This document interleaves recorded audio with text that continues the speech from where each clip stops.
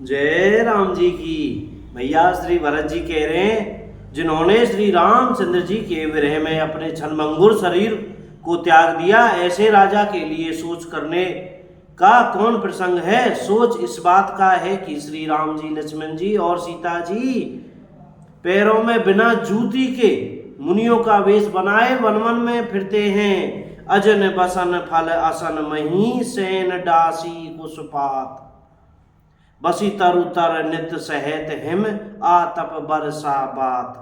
जय सिया राम, जय जय सिया राम। वे वलकल वस्त्र पहनते हैं, फलों का भोजन करते हैं, पृथ्वी पर कुश और पत्ते बिछाकर सोते हैं और वृक्षों के नीचे निवास करके नित्य सर्दी गर्मी वर्षा और हवा सहते हैं। यही दुख दाह दहे दिन छाती, इसी दुख की जलन से निरंतर मेरी छाती जलती रहती है। मुझे न दिन में भूख लगती है, न रात को नींद आती है। भूख न बासर, नींद न राती। मैंने मन ही मन समस्त विश्व को खोज डाला, यही कुरोग कर औषध नाही, सो देहु सकल विश्व मन माही। मैंने मन ही मन समस्त विश्व को खोज डाला, पर इस कुरोग की औषध नहीं कहीं है, सो देहु सकल विश्व मन माही। जय सिया राम, जय जय श्री राम। मातु कुमत बड़ई अगमूला, ते हमारे हित कीन वसूला। माता का कुमत बुरा विचार पापों का मूल बड़ई है, उसने हमारे हित का वसूला बनाया। उसने कलह रूपी कुकाठ का कुयंत्र बनाया और 14 वर्ष की अवधि रूपी कठिन कुमंत्र पढ़कर उस यंत्र को उगाड़ दिया। यह माता का कुविचार बड़ई है, भरत को राज्य वसूला है। राम का वनवास कुयंत्र है और 14 वर्ष की अवधि कुमंत्र है। मेरे लिए उसने यह सारा कुठाट बुरा साज रचा और सारे जगत को 12 बाट छिन्न भिन्न करके नष्ट कर डाला। यह कुयोग श्री रामचंद्र जी के लौट आने पर ही मिट सकता है और तभी अयोध्या बस सकती है, दूसरे किसी उपाय से नहीं। भरत वचन सुनी मुनि सुखी पाई, सबई कीन बहु भांति बड़ाई।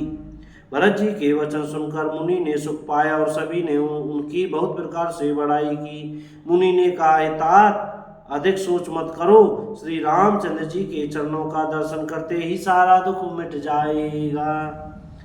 तात करहु जन सोची विशेषी, सब दुख मिटे ही राम पग देखी। जय सिया राम, जय जय सिया राम। इस प्रकार मुनि श्रेष्ठ भरद्वाज जी ने उनका समाधान करके कहा, अब आप लोग हमारे प्रेम प्रिय अतिथि बनिए और कृपा करके कंदमूल फल फूल जो कुछ हम दें स्वीकार कीजिए। मुनि के वचन सुनकर भरत के हृदय में सोच हुआ कि ये बेमौके के बड़ा बेढब संकोच आ पड़ा। फिर गुरुजी की वाणी को महत्वपूर्ण आदरणीय समझकर चरणों की वंदना करके हाथ जोड़कर बोले, सिर धरि आयसु करई तुम्हारा, परम धर्म यहु नाथ हमारा। हे नाथ, आपकी आज्ञा को सिर चढ़ाकर उसका पालन करना यह हमारा परम कर्तव्य है, परम धर्म है। भरत जी के ये वचन मुनि श्रेष्ठ के मन को अच्छे लगे। उन्होंने विश्वास पात्र सेवकों और शिष्यों को पास बुलाया। चाहिए कीन भरत पहुनाई कंद मूल फल, आन जाई। और कहा कि भरत की पहुनाई करनी चाहिए, जाकर कंदमूल और फल लाओ।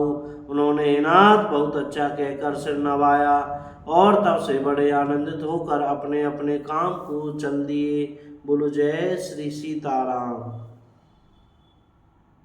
मुनि सोच पावन बड़ नेवता, तसी पूजा चाहे जसु देवता। क्या कह रहे? मुनि की चिंता हुई कि हमने बड़े मेहमान को न्योता है, आज जैसा देवता हो वैसे ही उसकी पूजा भी होनी चाहिए। यह सुनकर रिद्धियां और अनिमादी सिद्धियां आ गईं और बोली, हे गोसाई, जो आपकी आज्ञा हो सो हम करें। राम विरह व्याकुल भरतु सानुज सहित समाज, पहुनाई करी हरहु श्रम, कहा मुदित मुनिराज। जय सिया राम, जय जय सिया राम। मुनिराज ने प्रसन्न होकर कहा, छोटे भाई शत्रुघ्न और समाज सहित भरत जी श्री रामचंद्र जी के विरह में व्याकुल हैं। इनकी पहुनाई आतिथ्य सत्कार करके इनके श्रम को दूर करो। रिद्धि सिद्धि ने मुनिराज की आज्ञा को सिर चढ़ाकर अपने को बड़भाग्नि समझा। सब सिद्धियां आपस में कहने लगी, श्री रामचंद्र जी के छोटे भाई भरत ऐसे अतिथि हैं जिनकी तुलना में कोई नहीं आ सकता। कहीं परस पर सिद्धि समुदायी, अतुलित अतिथि राम लघु भाई। जय सिया राम, जय जय सिया राम। बोलो सीताराम। पुरस्यावर रामचंद्र की जय हो। बोल अयोध्या धाम की जय हो।